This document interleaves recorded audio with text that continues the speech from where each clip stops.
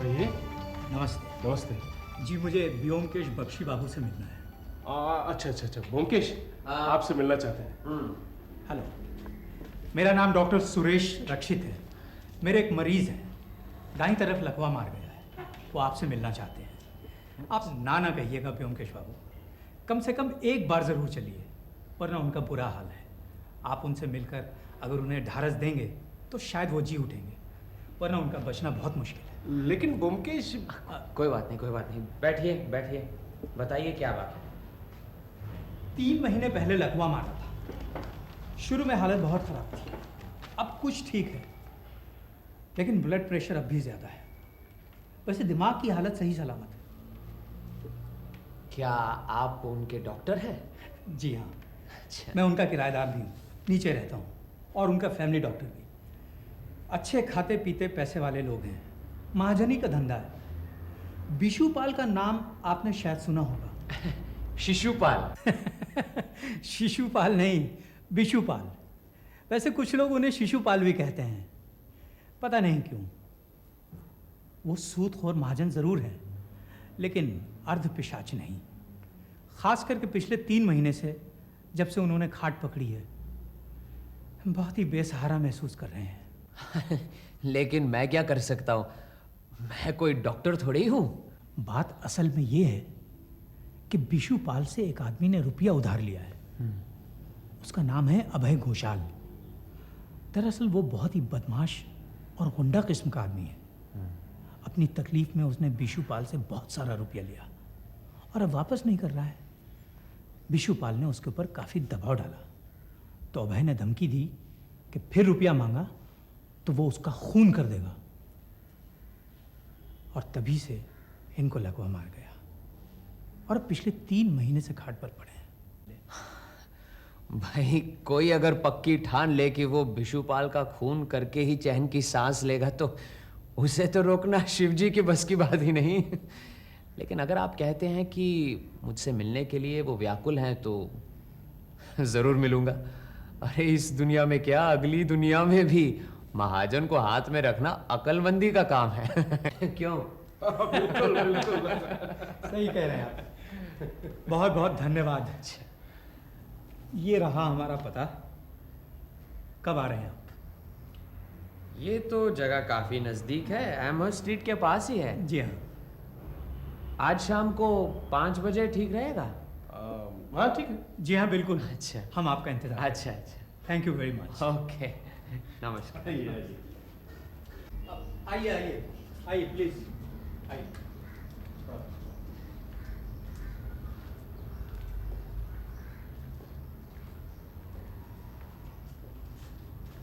अरे ये तो अच्छा खासा दफ्तर है। जी हाँ, लाखों के लेन देन का धंधा है। बड़े बड़े सेठों की चोटियां यहाँ बंधी हुई हैं।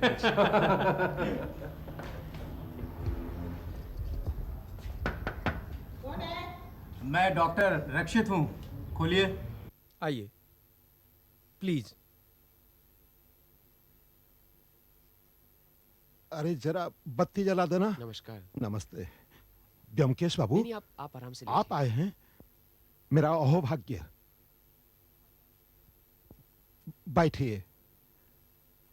आपको बहुत तकलीफ दी, नहीं नहीं, मुझे ही आपके पास जाना था, लेकिन मेरी हालत तो देख ही रहे हैं। मेरा लेन देन का धंधा है, आपने जरूर सुना होगा। करीब 25 साल से ये कारोबार चल रहा है। 20 लाख रुपए लगे हुए हैं। काफी बड़े बड़े लोगों से कारोबार है। मैं कभी बिना जमानत के उधार नहीं देता, लेकिन 2 साल पहले मुझसे गलती हो गई, जिसका फल आज भी भुगत रहा हूं। बिना जमानत के 30,000 रुपया उधार दे दिया। अभय घोषाल को आप नहीं जानते, उसके बाप को मैं पहचानता था। बहुत ही भले सज्जन थे, काफी धन दौलत कमाया था। उनके साथ मेरा थोड़ा बहुत लेन देन भी था। सचमुच ही वो हीरा आदमी थे। 10 साल हुए वो गुजर गए। उनका इकलौता लड़का अभय घोषाल उनकी विशाल संपत्ति का मालिक बन गया। तभी मैं अभय से मिला था। उसके पिता के गुजर जाने के बाद उसके बारे में 2-4 अफवाहें सुनी थीं। सोचा पिता की दौलत मिलने पर सभी लड़के ही शुरू में कुछ बिगड़ते हैं, बाद में फिर सब ठीक हो जाते हैं। ऐसा बहुत देखा है। 2 साल पहले की बात है। अभय घोषाल को भूल ही गया था। तब एकाएक एक दिन अभय घोषाल मेरे पास आया। उसे देखकर दंग रह गया। इतना सुंदर सुपुरुष।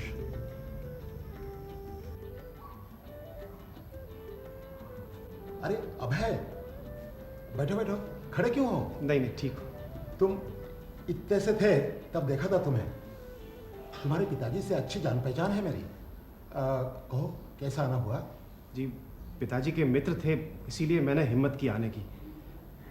मैं बहुत मुसीबत में हूँ। मेरे दुश्मनों ने मुझे झूठे खून के इल्ज़ाम में फंसा दिया है। अरे मैं बड़ी मुश्किल से ज़मानत का इंतज़ाम करके आपके पास आया हूँ।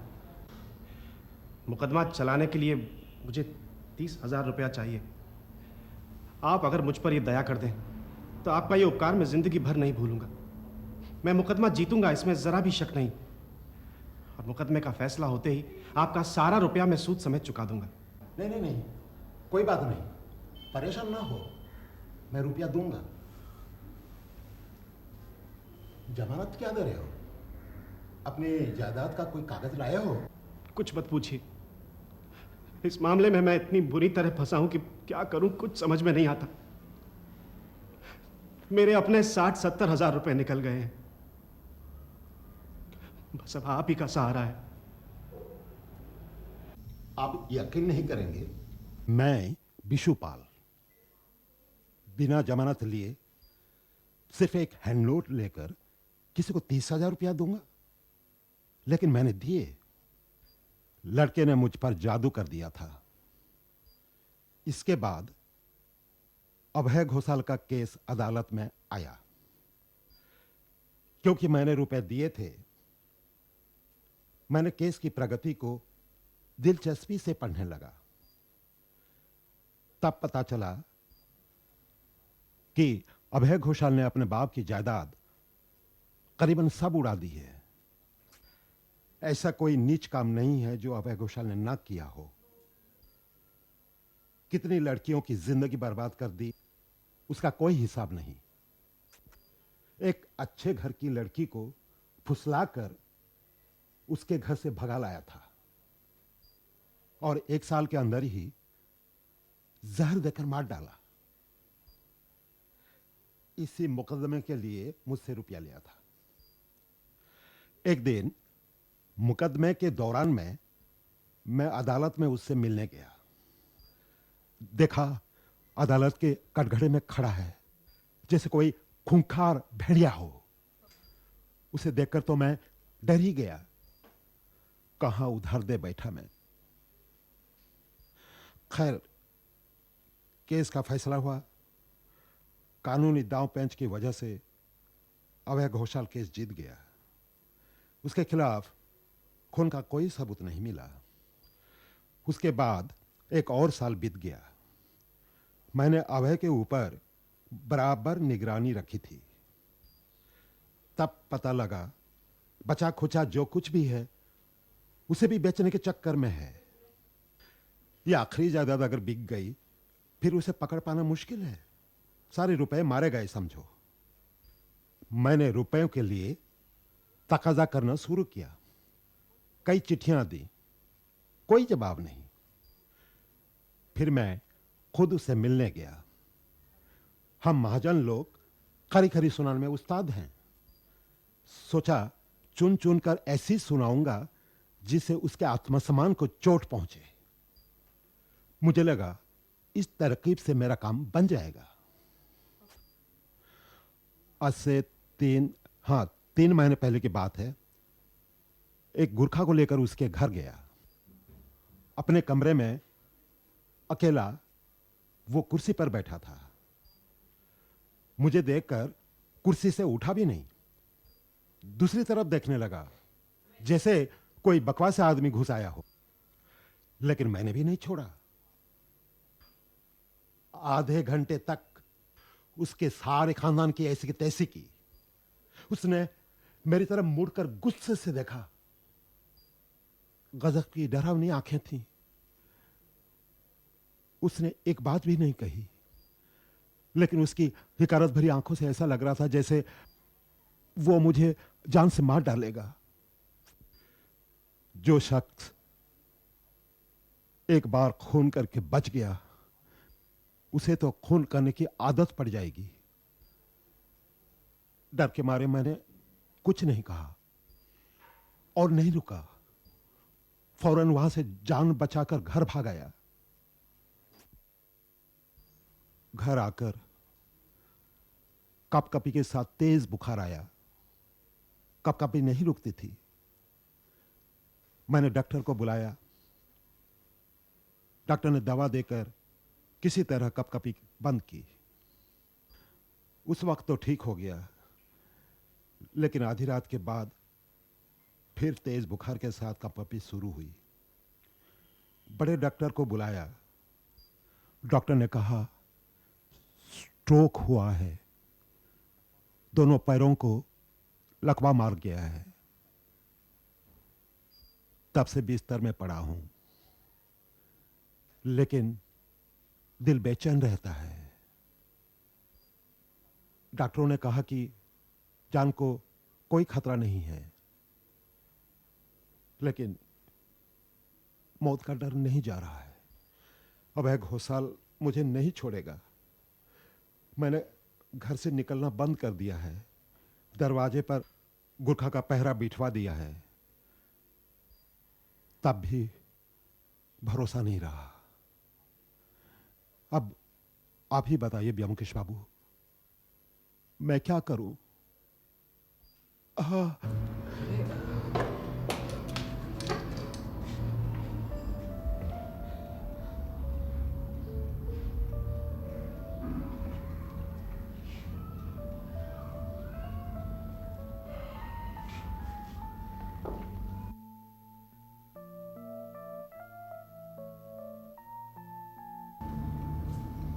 लाइए, ये लीजिए।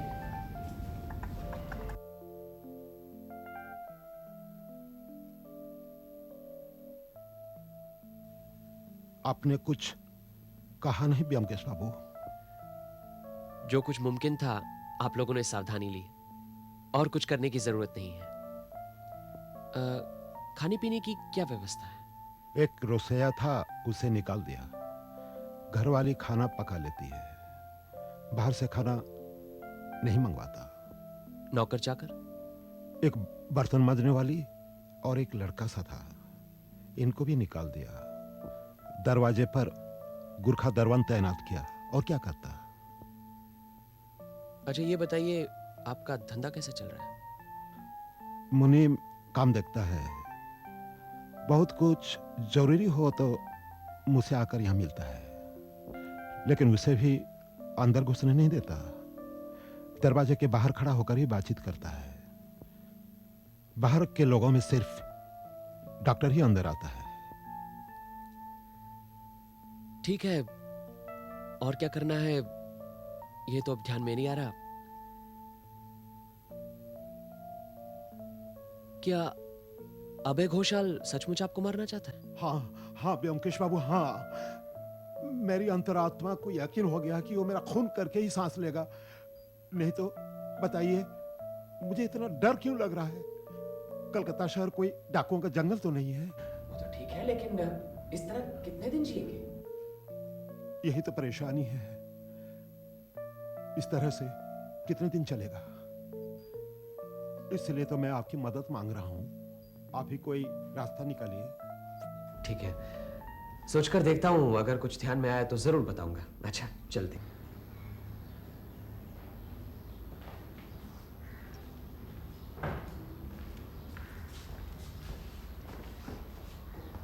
डॉक्टर अक्षित, ये गुरखा जो है ये हर समय यहीं पर पहरा देता है?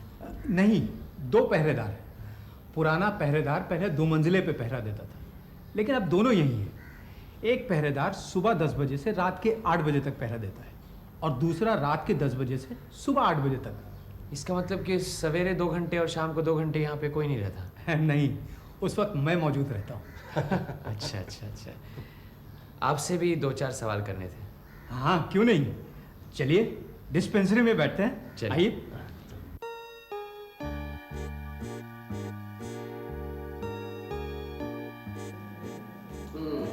अच्छा खासा जमा कर रखा है।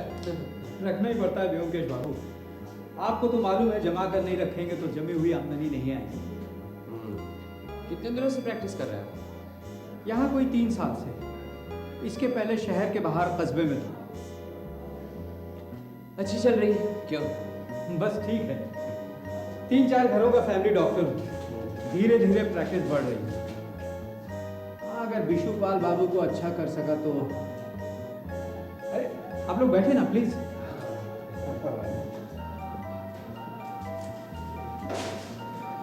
अच्छा बताइए, ये विशुपाल जी का जो डर है कि कोई उनका खून करेगा, क्या ये मन का कोई रोग है या फिर इस डर की कोई वजह है? वजह है। वैसे ये जरूर है कि जो रुपए पैसे वाले होते हैं उन्हें मरने का डर ज्यादा होता है। विशुपाल का डर लेकिन बेबुनियाद नहीं है। अभय घोषाल सचमुच एक खूनी आदमी है। सुना है कि उसने अब तक 3 खून किए हैं। यहाँ तक कि कहा जाता है कि उसने अपने बाप को भी जहर देकर मार डाला था। अच्छा, ये बात है। काफी गुणवान बेटा है। कुछ याद आ रहा है, इस केस के बारे में 2 साल पहले अखबारों में काफी चर्चा थी। कहाँ रहता है आपको मालूम है? हाँ, क्यों नहीं, यहीं पास में तो है। आपको मिलना है तो मैं एड्रेस दे देता हूँ।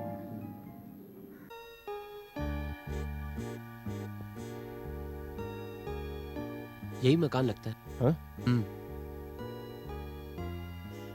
दरवाजा तो खुला है। मैं अंदर आ सकता हूँ?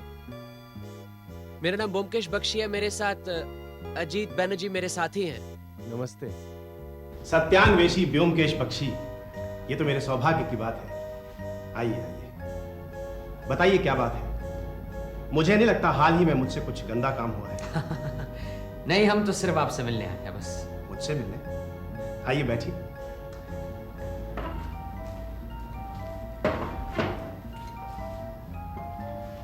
तो मैं भी एक नुमाइशी चीज हूं।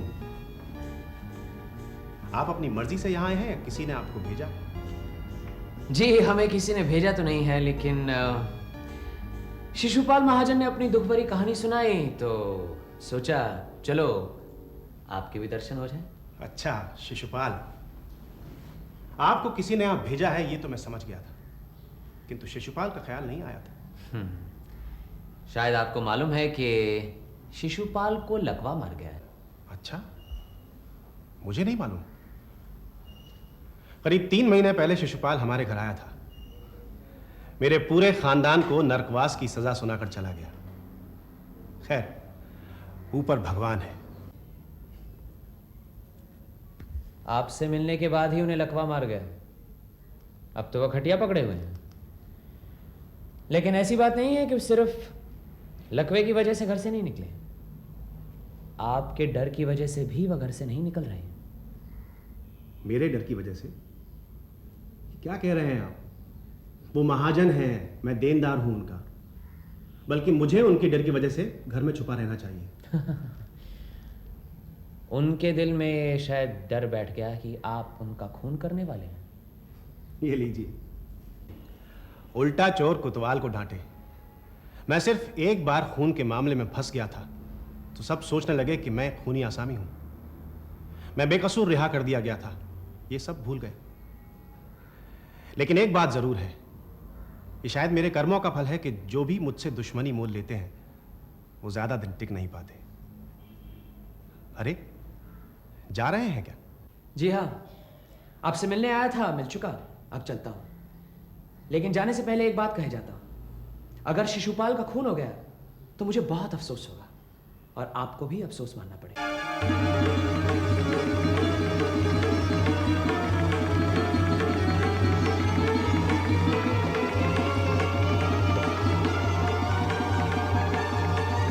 चलो जी। उसकी आंखें देखी, मैं भी डर गया था। इन्हीं आंखों ने विशुपाल के दिल में मौत का डर बिठा दिया है। मैंने इतनी डरावनी आंखें कभी नहीं देखी। देखो, टैक्सी खड़ी है, चलो इसी में चलते हैं। टैक्सी!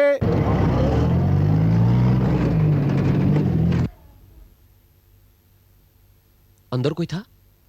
गौर नहीं किया। टैक्सी वाला हमारी तरफ देख रहा था, तभी मुझे लगा कि टैक्सी खाली है। हो सकता है पीछे कोई बैठा हो। लगता कोई हमारा पीछा कर रहा है। कौन हो सकता है? डॉक्टर रक्षित के अलावा और तो किसी को मालूम नहीं कि हम यहाँ आने वाले हैं। लेकिन क्यों? किस मकसद से हमारा कोई पीछा करेगा? ये तो कहना मुश्किल है। शायद हम यूं ही सर खपा रहे हैं। कोई आगंतुक टैक्सी में बैठा होगा, किसी वजह से टैक्सी रोकती होगी और फिर अपने काम पर चल दिया होगा, हैं?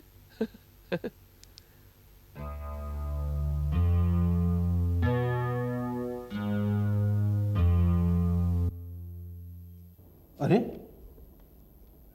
क्या हुआ? विशुपाल का खून हो गया? शिशुपाल नहीं, अभय घोषाल का खून हो गया है? हाँ, कल रात एमहर्स्ट स्ट्रीट निवासी अभय घोषाल नाम के एक धनी व्यक्ति का सोते हुई अवस्था में खून किया गया। पुलिस घटनास्थल पर पहुंच गई, लेकिन खूनी कौन है इस बात का पता नहीं चला। 2 साल पहले अभय घोषाल खुद ही एक खून के मामले में आसामी थे, लेकिन बाद में बेकसूर रिहा कर दिए गए।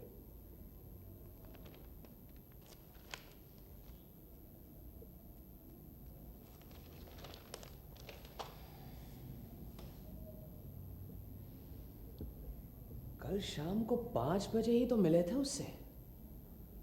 हंसता मुस्कुराता हुआ बातें कर रहा था, तो फिर ये अचानक क्या हुआ? हाँ, कह जरूर रहा था कि उसके बहुत दुश्मन हैं।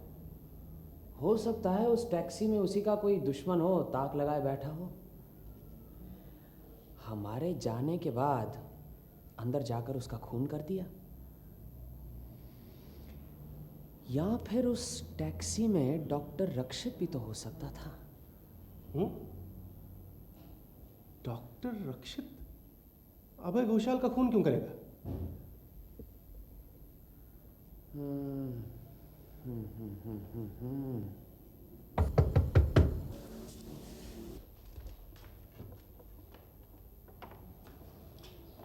नमस्कार व्योमकेश बाबू। अरे नमस्कार नमस्कार। नमस्कार अजीत बाबू।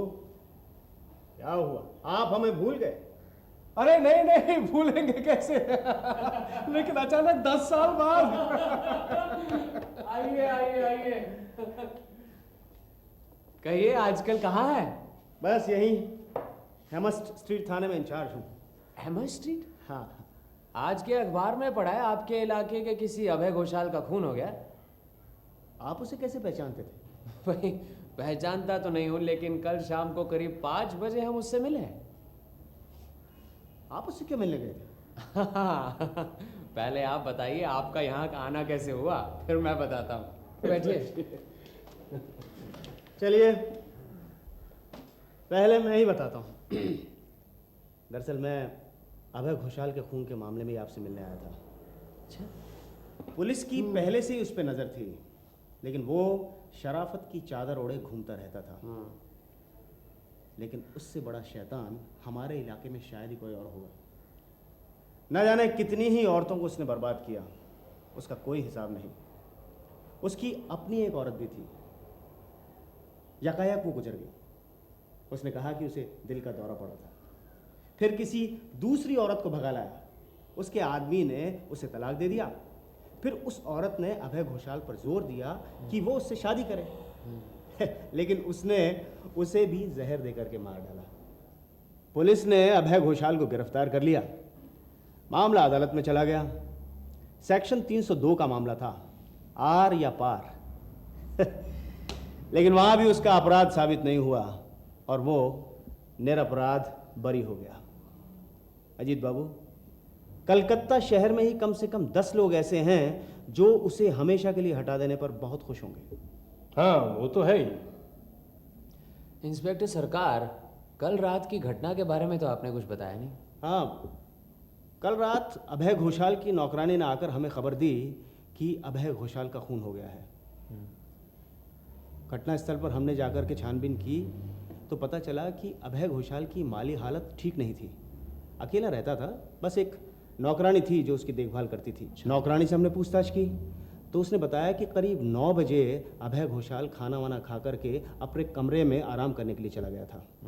नौकरानी ने उसके बाद घर का सारा काम निपटाया और उसके कमरे में दरवाजे खिड़कियां बंद करने के लिए गई तो उसने देखा कि अभय घोषाल का खून हो चुका है। हमने नौकरानी को गिरफ्तार कर लिया, लेकिन किसने खून किया है ये अभी तक पता नहीं चला है। अभय घोषाल के जितने भी दुश्मन थे जिन्होंने उसके खिलाफ अदालत में गवाही दी थी, उन सब के बयानात भी हमने लिए, उन सब से पूछताछ भी की, लेकिन उनमें से कोई भी मुजरिम साबित नहीं हुआ। ये था अभय घोषाल के मामले का आज का खुलासा। अब आप बताइए, आप अभय घोषाल के बारे में क्या जानते हैं? मुझे कुछ मालूम है, ये आपको कैसे पता चला?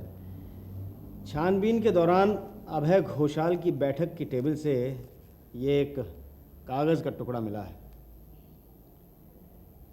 टेढ़ी मेढ़ी कुछ लाइनें लिखी हैं, उसके बीच में ये आपका नाम लिखा है।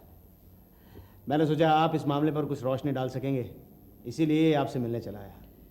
चलो अच्छा किया, मुझे जो कुछ मालूम है मैं आपको बताता हूँ। व्योमकेश बाबू, आपकी बातचीत से लगता है कि दाल में कुछ काला है। शिशुपाल का इसमें क्या मकसद हो सकता है? मेरे तो कुछ समझ में नहीं आ रहा। वो तो पंगु है, आपको क्या लगता है? फिलहाल तो कुछ कह नहीं सकता। अभय घोषाल की मृत्यु कितने बजे हुई थी?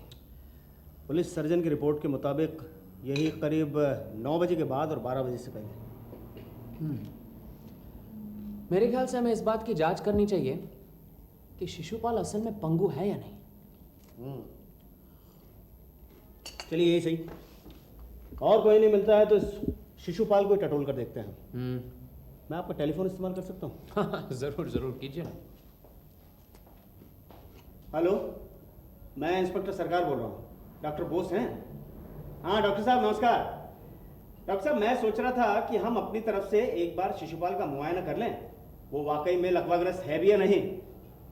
हाँ हाँ हाँ, अभी चलते हैं, आधा घंटे में पहुंच जाएंगे। जी ओके, हाँ जी। हम पुलिस सर्जन को लेकर के शिशुपाल के घर जा रहे हैं, आप चलेंगे? चलो अजीत, हम भी चलते हैं। हाँ हाँ चलते हैं। उठो। धन्यवाद। आइए। व्योमकेश बाबू, क्या बात है? डॉक्टर, ये इंस्पेक्टर सरकार को तो आप जानते हैं, ये है police surgeon doctor Bose. Hello. Police surgeon Bishupal का मुआयना करना चाहते हैं, आपको कोई एतराज तो नहीं? एतराज? बिल्कुल नहीं, लेकिन बात क्या है? कल रात अभय घोषाल नाम के एक व्यक्ति का खून हो गया। अभय घोषाल का खून हो गया? वो कैसे? किसी ने उसका खून कर दिया। किसने किया, उसी की तहकीकात के सिलसिले में हम यहाँ आए हैं। अच्छा समझा, मतलब आप लोगों को शक है कि अभय घोषाल का खून बिशुपाल ने किया है। मतलब उनको लकवा है ही नहीं, वो बन रहे हैं। ठीक है, आइए मुआयना कर लीजिए, आइए। चलिए डॉक्टर। ठीक है। डॉक्टर बोस, आप मुआयना करके रिपोर्ट मुझे भिजवा दीजिएगा, मुझे जरा हेडक्वार्टर्स जरूरी काम है। ठीक है, आइए तो, चलिए आइए। क्या बात है डॉक्टर, इतने लोग यहाँ क्यों आए हैं? पुलिस की तरफ से डॉक्टर आया है आपका मुआयना करने। क्यों? पुलिस डॉक्टर मेरा मुआयना क्यों करना चाहते हैं? अभय घोषाल का खून हो गया है, इसीलिए। तुमने क्या कहा डॉक्टर? अभय घोषाल का खून हो गया है। ठीक है, देखिए।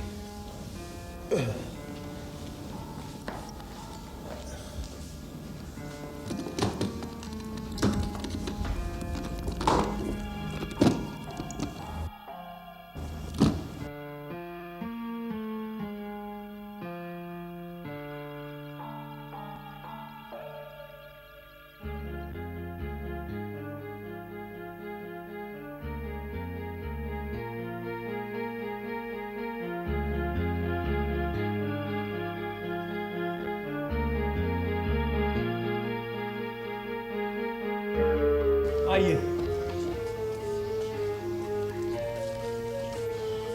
जांच कर लिया आपने? क्या लगता है ठीक हो जाएंगे? ठीक हो सकते हैं, आप अच्छी देखभाल कर रहे हैं। धन्यवाद। अच्छा व्योमकेश बाबू, मैं जरा अंदर। हाँ जरूर। नमस्कार।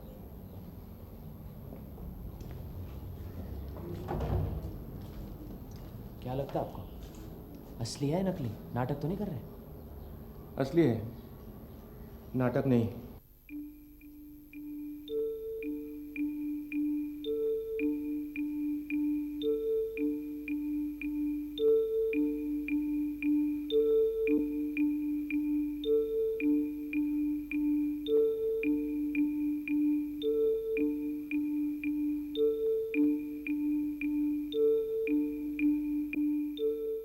डॉक्टर असीम सेन का नंबर याद है तुम्हें? डॉक्टर असीम सेन? अरे वही रामेश्वर बाबू के डॉक्टर, प्याज के रस से जिन्होंने वसीयत लिख भेजी थी मुझे। मुझे याद नहीं, देखना पड़ेगा। रहने दो, देखने की ज़रूरत नहीं। मुझे उनकी डिस्पेंसरी याद है, बस मैं उनसे अभी मिलकर आता हूँ। हाँ अभी आया।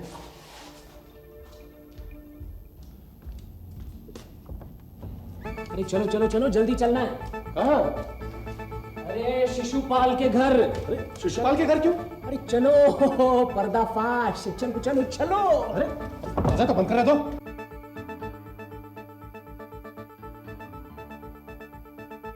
खूब खेल दिखाया शिशु बाबू। क्या कह रहे हैं आप? डॉक्टर रक्षित को भी अपने खेल में शामिल कर लिया। अगर वो ना होते तो शायद आपको इस खेल में सफलता नहीं मिलती, लेकिन मुझे क्यों लपेटा? आपकी तरफ से साक्षी बनूंगा इसलिए। क्या बकवास कर रहे हैं आप इस तरह मुझे बदनाम नहीं कर सकते हैं। डॉक्टर, प्रोकेन दवाई का नाम सुना है आपने? और शिशुपाल, अगर 2 दिन आपने जेल की हवा खाई ना, तो आपके लकवा मार जाने के नाटक का पर्दाफाश हो जाएगा। मुझ पर दया कीजिए व्योमकेश बाबू, मैंने जो कुछ भी किया है अपनी जान बचाने के लिए ही किया है।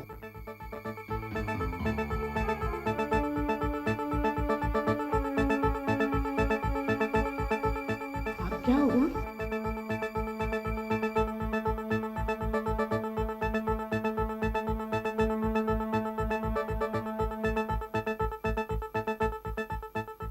अच्छा एक बात बताओ, कानून के मुताबिक अगर कोई शख्स अपनी आत्मरक्षा के लिए किसी का खून करता है तो उसे नरहत्या नहीं मानते हैं, तो फिर बिशुपाल ने अगर अपनी रक्षा के लिए अभय घोषाल का खून किया तो उसने कैसे कानून में गलती की है? आत्मरक्षा के लिए नरहत्या का अधिकार इंसान को है, लेकिन 3 महीने से ही षड्यंत्र रच के आत्मरक्षा के लिए खून करना कानून की नजरों में अपराध ही होना चाहिए। शिशुपाल को यह बात मालूम थी, इसलिए उसने बड़ी सावधानी से अपना काम किया। जब उसे यकीन हो गया कि अभय घोषाल उसका खून करना चाहता है, तो वो समझ गया कि वही बचने का एक ही रास्ता है, अभय घोषाल को उड़ा देना। इसके साथ साथ उसके पैसे भी वसूल हो जाएंगे। अभय घोषाल के पास एक मकान था जिसमें वह रहता था, बस उसका खून करके, उसकी कुड़की करके वो भी हासिल कर लेगा। अब खून करने के मामले में शिशुपाल के पास एक सहूलियत थी। वो तो ये बात जानता था कि अभय घोषाल उसका खून करना चाहता है, लेकिन अभय घोषाल यह नहीं जानता था कि शिशुपाल भी उसको मारना चाहता है। इसीलिए अभय घोषाल अपनी हिफाजत के लिए सावधानी नहीं बरत सका, जो कि शिशुपाल ने कर रखी थी। फिर शिशुपाल ने अपनी प्लानिंग शुरू कर दी। उसी के मकान के नीचे डॉक्टर रक्षित किराएदार थे। अभी डॉक्टर रक्षित की डॉक्टरी कुछ अच्छी खासी चल नहीं रही थी, वो अपना किराया भी नहीं दे पाता। उन्होंने डॉक्टर को अपना प्लान बताया। डॉक्टर रक्षित के पास कोई चारा नहीं था, वो राजी हो गए। फिर शिशुपाल ने अपने पैसों से डॉक्टर रक्षित की डिस्पेंसरी सजा दी, ताकि लोग ये ना समझे कि कोई घोड़ा डॉक्टर है। फिर शिशुपाल ने लकवा मार जाने का ड्रामा किया। उनका घर से निकलना बंद हो गया और उन्होंने दरवाजे पर एक गुरखा पहरेदार रखवा दिया। आजकल डॉक्टरी विद्या की काफी तरक्की हो चुकी है। पहले यह होता था कि ऑपरेशन के पहले मरीज को क्लोरोफॉर्म देकर बेहोश किया जाता था, लेकिन आज इसकी जरूरत नहीं पड़ती। प्रोकेन नाम की एक दवाई है। अगर रीढ़ की हड्डी की किसी खास जगह पर प्रोकेन का इंजेक्शन दिया जाए तो मरीज का कोई विशेष अंग बेहोश किया जा सकता है। अब डॉक्टर रक्षित ने यही किया। प्रोकेन के इंजेक्शन द्वारा शिशुपाल के दोनों पैरों को बेहोश कर दिया। फिर बाहर से किसी बड़े डॉक्टर को बुलवाया।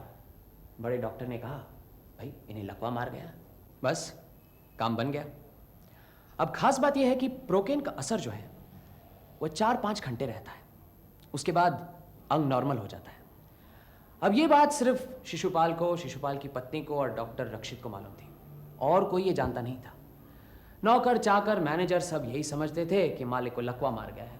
कमरे के अंदर तो कोई जा नहीं पाता, बस बाहर से देखते थे मालिक बिस्तर पर लेटा हुआ है। लेकिन शिशुपाल धुरंधर आदमी है, कच्चा काम नहीं करता। उसे किसी निरपेक्ष स्वतंत्र साक्षी की जरूरत थी, कोई ऐसा आदमी जिस पर कोई शक नहीं करता। इसीलिए उसने डॉक्टर के द्वारा मुझे बुला भेजा। मैं राजी हो गया। फिर वो वापस जाकर 2 बजे उसने प्रोकेन का इंजेक्शन शिशुपाल को दे दिया। हम वहां 5 बजे पहुंचे। जाकर देखा वो बिस्तर पर लेटे हुए हैं। उन्होंने अपनी दुख भरी कहानी सुनाई, 100 रुपए भी दिए। हम उनकी बातों में आ गए। लेकिन उसने पहले से ही प्लान कर रखा था कि उसी रात को वो अभय घोषाल का खून करेगा। अब मैंने अभय घोषाल का पता लिया था। ये बात उसे डॉक्टर के द्वारा पहुंच चुकी थी। कुछ परेशान सा हो उठा कि अगर हम ज्यादा देर तक अभय घोषाल के घर में बैठे रहें तो उसका प्लान नाकामयाब हो सकता है। इसीलिए उसने डॉक्टर को हम पर नजर रखने के लिए हमारे पीछे भेज दिया। टैक्सी। चलो। करीब 8 बजे शिशुपाल के शरीर से इंजेक्शन का असर चला गया। वह बाहर निकलने के लिए तैयार हुआ और हमेशा की तरह 8 बजे गुरखा भी चला गया था। दूसरा पहरेदार 2 घंटे बाद 10 बजे आता है। 8:30 के करीब शिशुपाल चादर लपेटे घर से निकला।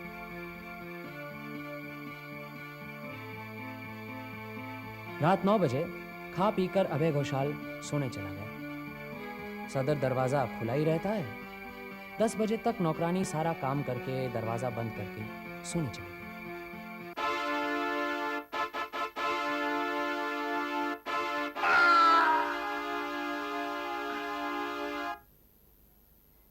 मुझे तो शक तब हुआ जब उन्होंने मुझे 100 रुपए दिए।